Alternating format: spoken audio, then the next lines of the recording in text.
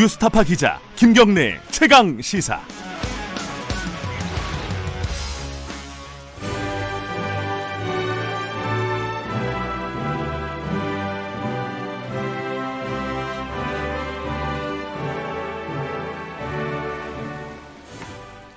네, 김경래 최강시사 2부 시작하겠습니다. 매주 금요일 전국의 가장 뜨거운 현안을 여야 의원 두 분과 이야기 나눠보는 시간입니다. 최고의 정치, 오늘도 어김없이 두 분 나와주셨습니다. 먼저 더불어민주당 김진표 의원님 안녕하세요. 안녕하세요. 네, 그리고 자유한국당 김영우 의원님 안녕하세요. 네, 반갑습니다. 네, 김경래 최강시사는 유튜브 라이브로도 함께하고 계십니다. 이 코너는 유튜브로 많이 보시더라고요. 두 분이 나오셔서 그런지. 저만 나오면 잘 안 보는데 샵 9730으로 문자 보내주시면 제가 대신 질문해 드리도록 하겠습니다. 짧은 문자는 50원이고 긴 문자는 100원 들어갑니다. 스마트폰 애플리케이션 콩 이용하시면 무료로 이용하실 수 있습니다. 제가 1부 시작하면서 퀴즈라고 해야 되나? 냈는데 그 문자로 보내주신 분 중에 2020님이 말씀해 주셨어요. 그 황지우의 나의 누드. 김경래 기자는 너무 진행을 잘하는데 뭔가 감성적일 때는 어색해하는 것 같아요. 그런가요? 예, 제가 감성적이지 못해서 제가 2020님에게는 따로 전화를 드리도록 하겠습니다. 오늘은 사실은 총선 얘기를 해야겠죠, 그죠? 총선 얘기를 해야 되는데 뭐 한 말씀씩만 듣고 넘어갈까요? 일부에서 저희들이 어제 교육부에서 발표한 자사고 외고 폐지. 일괄 전환 폐지라고 해도 될 것 같기도 하고 일괄 전환이라고 얘기해도 될 것 같고요. 어떻게 생각하시는지 한 말씀만 좀 들을까요? 좀 전에 강은희 대구교육감 연결해서 얘기 들었거든요. 네. 뭐 반대한다는 입장이셨는데 약간 다른 의견이실 수도 있을 것 같은 김진표 의원님 말씀 잠깐만 듣고 김영우 의원님 말씀 듣고 본격적으로. 예.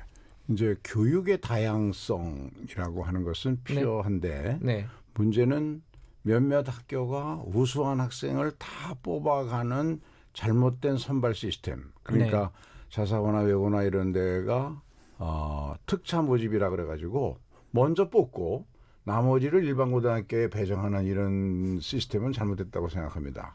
그러나 이제 우리가 어차피 사립학교가 많기 때문에 사립학교들의 그 사학의 권학 이념에 맞는 그런 특색을 살린 교육은 필요한데 그런 선발 시스템을 차별화하는 이런 의미의 자사고 특목고는 언제고 정리돼야 되고 그동안 역대 정권이 쭉 그렇게 노력을 해왔죠.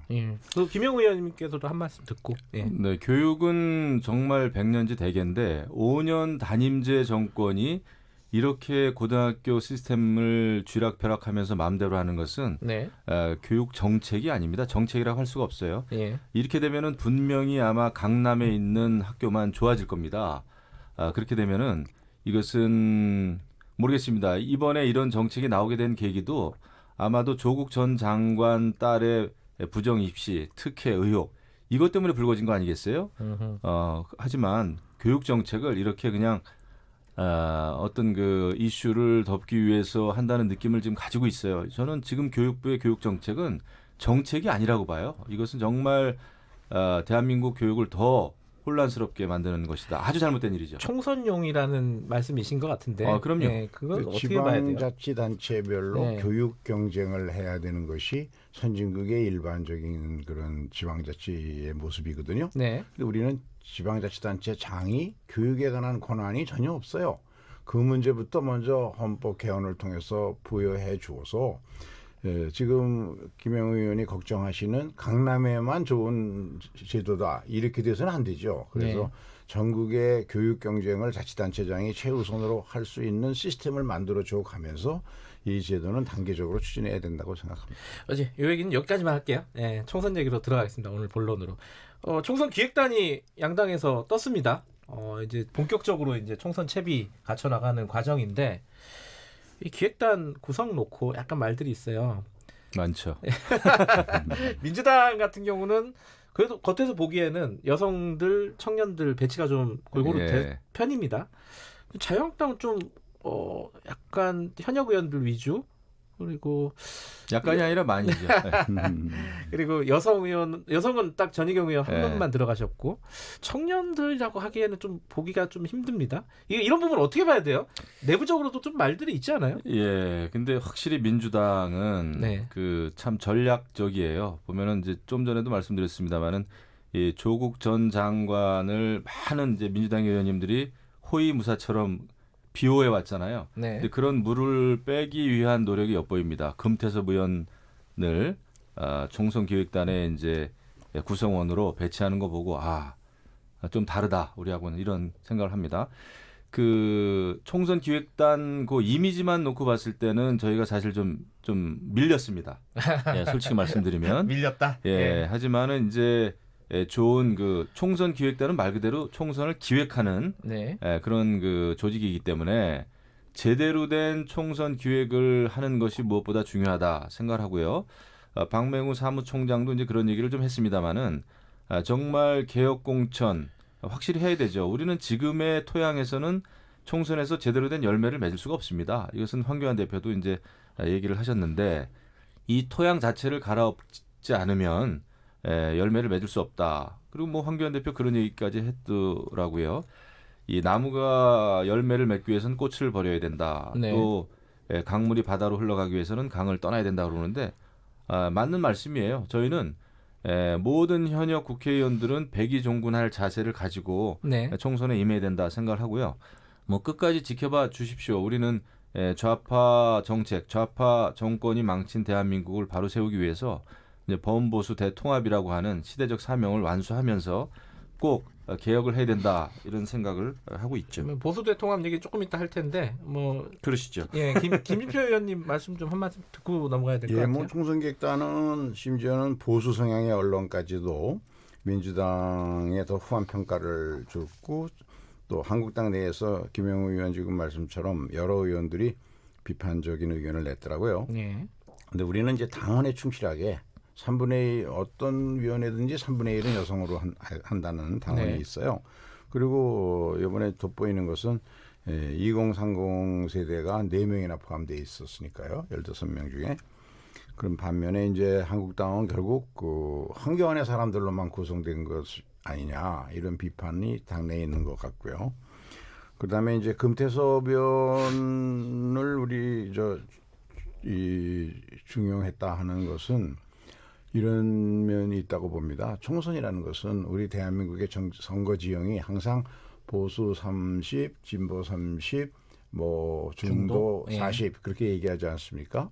근데 선거 특히 국회의원 선거라고 하는 것은 이제 어느 지지 정당이 없는 국민들을 누가 더 많이 호소력 있게 득표할 수 있느냐 이거기 때문에 그러려면 금태섭 의원이 민주당의 적극적 지지층들은 좀 싫어할지 몰라도 그러나 우리 민주당에 대해서 다소 비판적인 생각을 갖고 있는 사람들의 목소리는 대변해 줄 수 있거든요. 네. 총선 기획단이라는 건 바로 그런 점을 노리려는 기획을 해야 된다는 점에서 저는 잘한 일이라고 생각합니다. 잘하신 것 같아요. 저희가 예. 봐도. 뭐 이렇게 두 분이 합의가 되니까 별 재미가 없군요. 이게 오늘은 사실은 이번 주에 그 자유한국당 뉴스들이 좀 꽤 많았어요. 많죠. 박찬주 대장 논란을 비롯해가지고 또 박찬주. 있는데 그 얘기 하기 전에 김진표 의원님 같은 경우에는 그 부분 좀 의견을 좀 말씀해 주세요. 이낙연 총리 등판을 언제 해야 되느냐 하긴 할 건데 이해찬 대표 체제로 총선 때까지 갈 거냐 아니면 간판을 갈 거냐 이렇게 교체를 할 거냐 그 과정에 또 김진표 의원님 총리설도 잠깐 또 나오기도 하고요. 우선, 어떻게 보세요 이 부분? 우선 이제 이해찬 대표 체제에 대해서 뭐 좀 얘기가 있었죠. 네. 그런데 그 문제는 전 그렇게 생각합니다. 우선 이해찬 대표를 우리 당의 많은 의원들이나 당원들이 신뢰하는 것은 여러 차례의 큰 선거를 직접 기획하고 네. 선거를 치러서 성공한 그런 경험, 네. 경륜이 있거든요. 그러니까 딱 문제가 터지니까 이해찬 대표가 기자회견을 통해서 한 일이 이제도 내가 직접 많이 영입하고 또 정책도 다듬어서 공약도 만들고 당정 간 협의도 더 철저히 하겠다. 그리고 총선 기획단 바로 구성해서 발표했거든요. 근데 그런 일련의 과정을 지켜본 박지원 소위 정치 구단이 이해찬 대표 하는 거 보니까 나보다 한 수 위다. 뭐 이런 말씀을 하셨더라고요. 그런 점에서 앞으로도 잘해주리라고 믿습니다만은 그럼 선거라는 것은 자기 당이 가지고 있는 모든 자산 중에 총유리한 걸 다 써야 되니까 예. 이낙연 총리 또한 대선 후보 지지율 1위고 좀 합리적이고 좀 신뢰가 간단 말이죠. 믿음직하게 국민들이 많은 분들이 네. 생각하니까. 그런데 문제가 하나 있는 게 그 총리 이제 이낙연 총리를 언제 영입할 거냐. 네. 이거를 선거 몇 달 앞둬놓고 있는 이 시점에서 영입을 하면 후임 총리 청문을 놓고 틀림없이 야당이 뭐 치열하게 우리 조국 측 그런 그 사전의 팔뚝같이 다 끌어들여서 먼지털이식 그런 정쟁 수단화 할 텐데. 네. 그러니까 이제 그 교체 시기 이걸 놓고 고민하고 있을 겁니다. 네. 누구나 고민할 수밖에 없는 거죠. 뭐 의원님이 총리 후보 되시면은 뭐 털 게 없습니다. 김영우 의원님 같은 분들이 전부 나서서 절대 그런 청문회 안 올 테니까 제발 좀 바꿔달라 이렇게 한다면야 뭐 당장 바꾸죠. 안 바꾸면 좋은 거 아니에요? 그 자유한국당 입장에서는? 뭐 김진표 우리 의원님은 이제 경제 경험도 많으시고 그래서 총리 후보 되시면 아마 아주 굉장히 강한 후보 되실 거죠. 그런데 예. 결국 이제 총선 기획단이 꾸려지고 각 당에서 내년 총선에 이제 전략을 짜겠습니다만은 전략도 중요합니다만은 내년 총선의 가장 큰 의미는 결국 나라 망친 여권에 대한 문정권에 대한 평가입니다. 네. 제가 볼 때는 그게 가장 큰 전략이고 내년 총선의 의미다 이렇게 네. 생각합니다. 물론 이제 타당 전략에 대해서 제가 뭐 평가하는 건 좀 그렇습니다만은 이해찬 민주당 대표께서는 정말 노회하시죠. 아주 뭐 정치 구단이죠, 전부 다. 그럼에도 불구하고 그런 전략이 과연 먹힐까? 왜냐하면 지금 국민들은 살기 어렵다는 거거든요. 네. 불안하다는 겁니다. 그리고 외교, 안보, 국방 다 어려워졌고 외교 문제, 남북 관계에 지금 상식이 통하지 않고 있잖아요. 네. 예, 우리가 북한을 그렇게 도와줬는데도 금강산에 있는 시설물 이거 보기만 해도 기분 나쁘다는 거 아닙니까? 네. 이런 정도로 또 북핵 실무적으로 뭐 해결되는 거 하나도 없고 이런 상황에서 결국은 문정권에 대한 비판, 평가 이것이 내년 총선의 어떤 총선의 승패를 가름하는 그런 기준이 되지 않을까 이런 생각을 하죠. 이해찬 대표에 대한 어떤 비판, 쇄신 여론 이런 것도 일부 있는 건 사실이고 그건 이제 민주당 안에서 논의가 되고 있는데 황교안 대표에 대한 얘기는 사실 당내 문제라기보다는 밖으로 많이 나와 있어요. 왜냐하면은 이제 박찬주 전 대장 영입 문제를 비롯해 가지고요.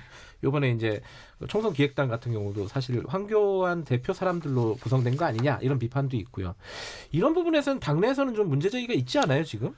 문제제기 있죠. 예. 저는 오히려 지금 우리 당이 비로소 야당으로서 이제 조금 면모를 갖추기 시작했구나라는 생각이 듭니다. 오히려 예. 많은 의원들이 지금 이제 황교안 대표 리더십에 대해서 얘기도 있었습니다만은 결국 우리는 작은 차이를 넘어서 우리 지금의 자유한국당이라고 하는 이 그릇, 제1야당이라고 하는 큰 그릇임에도 불구하고 이거가 좀 부족하다. 범보수 중도를 아우르는 더 큰 그릇이 필요하다. 이를테면 빅텐트죠. 그렇죠?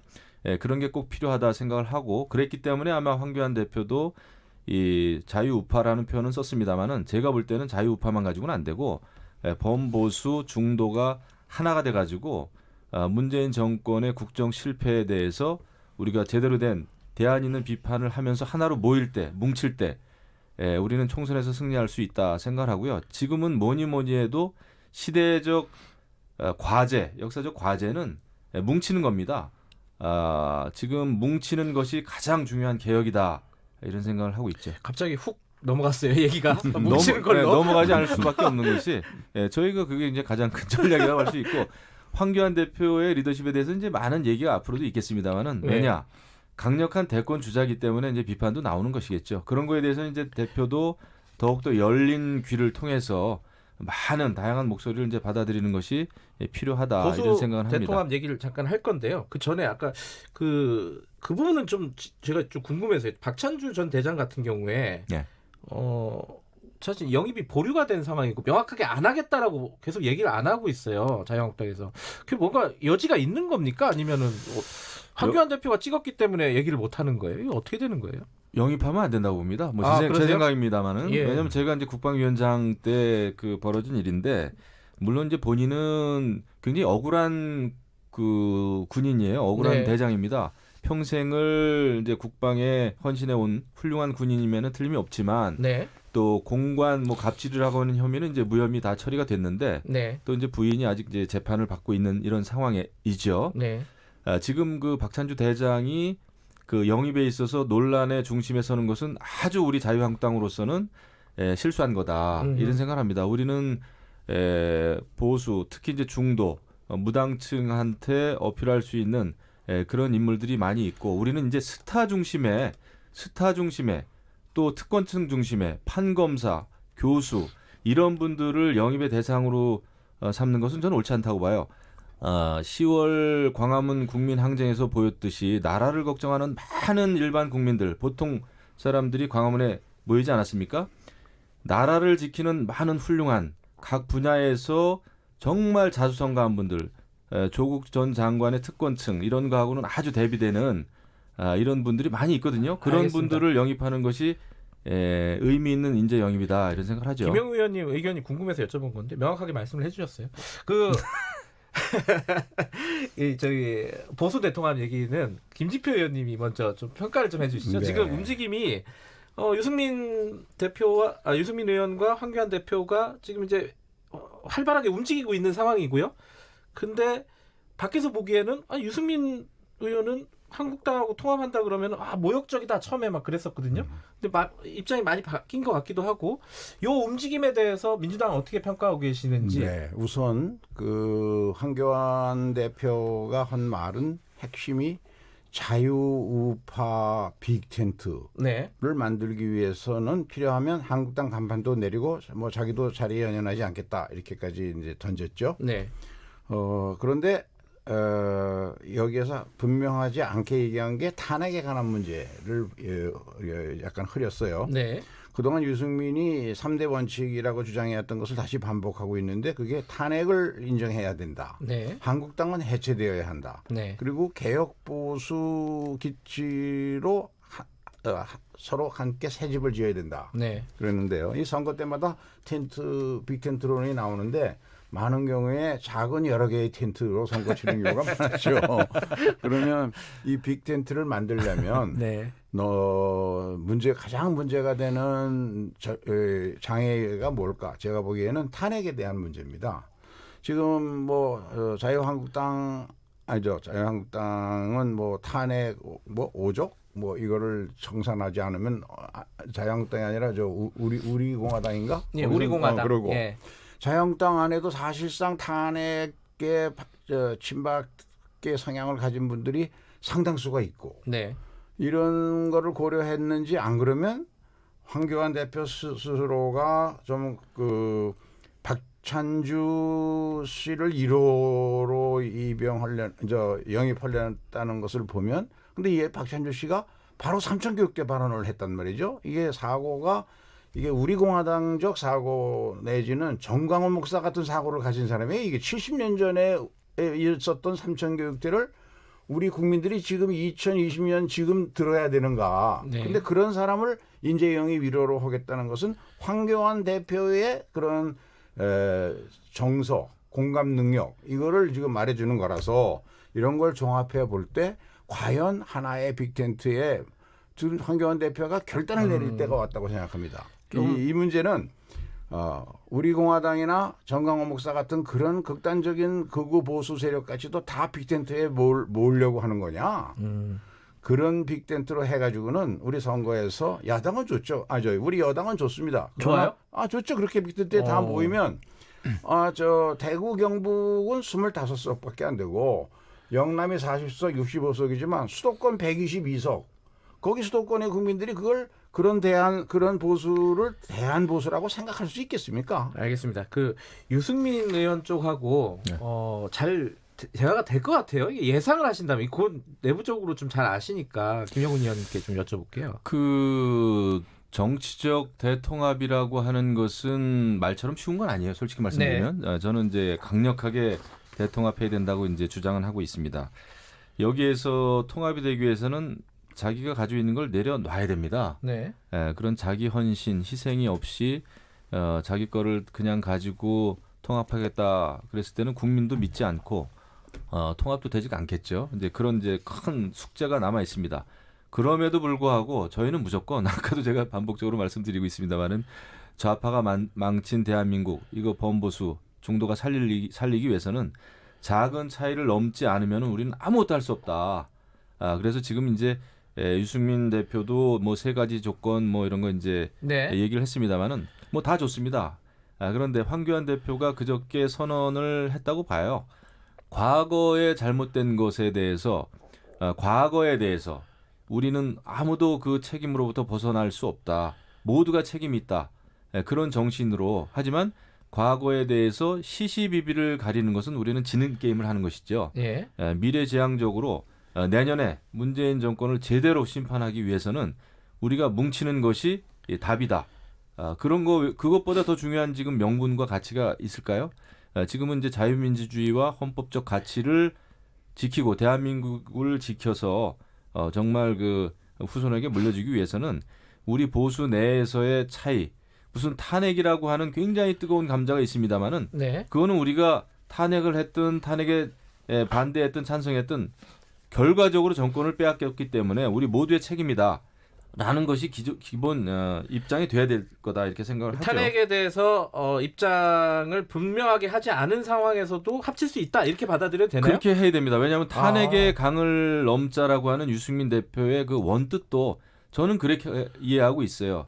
탄핵이라는 거에 대해서 시시비비를 가려보자 하면 그게 가려지겠습니까? 저는 알겠습니다. 안 된다고 봅니다. 우리가 부부간에도 정말 해결 안 되는 일에 대해서는 얘기 꺼내지 않는 것이 오히려 답이다 생각합니다. 근데 그러면은 그 탄핵은 그렇다 치고 자유한국당 간판 내리는 것도 김영우 의원님 괜찮다고 보세요? 그 황교안 대표도 얘기했잖아요. 저희는 내년 총선에 이기기 위해서는 발전적 해체까지도 생각을 해야 돼요. 예, 하나가 돼야 되는 건 없어서. 시대적인 선택이 아니라 필수입니다. 마지막으로 한국당 초선 의원들이 삼선 의원 중진들에게 험지 출마해라 뭐 이런 얘기 했습니다. 3선이시잖아요. 어떻게 보십니까? 초선이고 3선이고 뭐 6선이고 저희는 백의종군할 자세가 돼 있다. 저는 이렇게 보고 그런 자세로 밀고 나가야 된다 생각하고요. 이것을 이런 또 어떤 이번에 이제 총선을 자기 정치의 어떤 기득권을 살리려고 하는 정치적인 재기를 하겠다라고 하는 것은 굉장히 이기적인 자세다 생각하고 우리는 모든 걸 내려놓을 자세가 되어야 된다. 김영우 의원님 말씀이 많아진 건 오늘 이번에 자유한국당 이슈가 좀 많아서 그렇습니다. 이해해 주십시오, 김진표 의원님. 제가 한마디 김영우 의원 말씀에 5초만. 대해서 5초 내에 반박할 게 하나 있습니다.